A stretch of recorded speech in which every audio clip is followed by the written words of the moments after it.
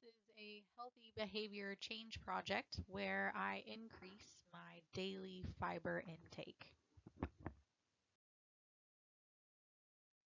The United States Department of Agriculture has said that it recommends pregnant women to consume 28 grams of fiber per day to maintain health. When I started this project, I was 5 months pregnant and decided that I would try to at least get the 28 grams that the USDA recommends, if not more. And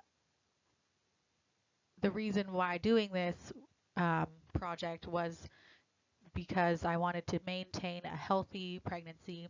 And during my research, I've learned that increasing your fiber during pregnancy can help lower risks of gestational diabetes and preeclampsia and other complications during pregnancy. And so maintaining health was a major factor for me. My food log looked exactly like this. It was in an Excel spreadsheet where I kept track of the foods that I ate every day, as well as the amount of fiber per serving, the servings that I consumed, and the total grams of fiber that I consumed that day as compared to the daily recommended value of 28 grams.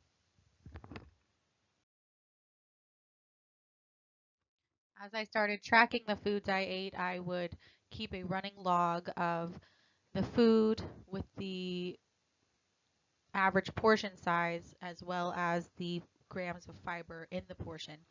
So that way I had an easy reference sheet to go and refer to when I tracked my food. These were the most common foods that I ate, and if I added anything new, I would just add it and keep a running log.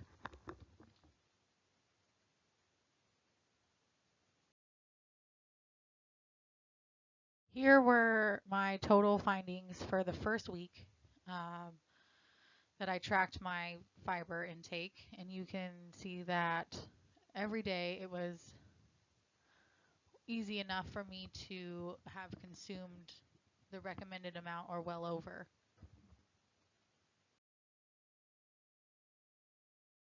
For the first week, I found that it was easy for me to track my foods because I eat a lot of the same foods regularly. I tend to eat oatmeal for breakfast every day and a sandwich for lunch every day, and some kind of um, meat and or vegetable and grain at dinner time. My meals are pretty routine. So it was not only easy for me to track my foods, but also consume the daily recommended amount of 28 grams per day.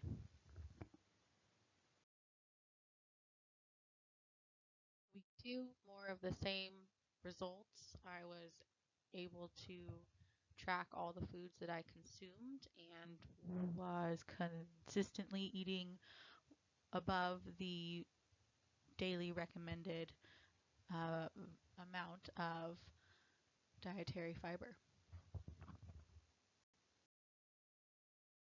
However, this week I did start a new job as a full-time nanny watching a 2-year-old boy as well as my 5-year-old daughter. And with the increased amount of fluctuating in our day, I found it hard for me to get a full meal in. And so I was snacking on more smaller items like yogurt and granola and nuts and dried fruit more often throughout the day rather than eating larger meals for breakfast and lunch.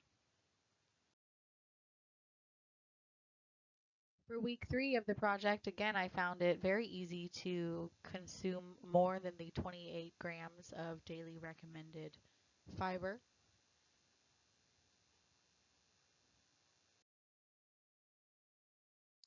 By week three, I kind of felt like I was in a groove. I had a idea of how much fiber I was eating per snack or per meal, and um, I was making healthier decisions with higher fiber content in my purchases at the grocery store.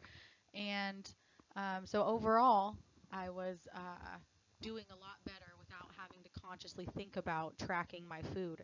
It was more subconscious, and which made the project really easy. And go after finishing the project into weeks 4, 5, and 6 that we could have kept going, I was still thinking about the fiber content in my food and making these healthier decisions. One reoccurring topic I found while researching fiber intake was constipation during pregnancy and how increasing your fiber intake can help improve constipation and not only keep you going regularly, but keep your digestive tract healthy and functioning properly. One thing that I hadn't ever really considered before is that there's no fiber in meat and animal products. Um, I love cheese and yogurt, and I eat at least one meat-based meal every day. And I hadn't really thought that there's no fiber in it because there's substance, you know. But so in shopping at the grocery store, I would try to make um, some augmented decisions when I would purchase yogurt or cheese and try to find something that maybe had some fiber put into it. And and I also started consuming less meat noticeably, and those were some things that I had learned during my researching. Some things I learned about myself during this project is that when it was an interest to the health of not only my baby but myself, I really wanted to be proactive and do everything that I could. And it also brought into mind other things that I could improve on health wise and tried to set other things in motion. And also paying closer attention to the things that I was eating, I would make healthier decisions when I was at the grocery store buying for the family. And so it affected not only me, but my whole family. Me trying to improve my fiber intake helped not only me but everyone in the household. So was it worth it? Yeah, I think that tracking something as simple as my fiber intake was easy enough to do for a short 3 week time and set into motion a lot of other areas of my life that needed improving upon and not only for the my health but the health of my baby um, and it all started just from tracking my fiber intake for 3 weeks.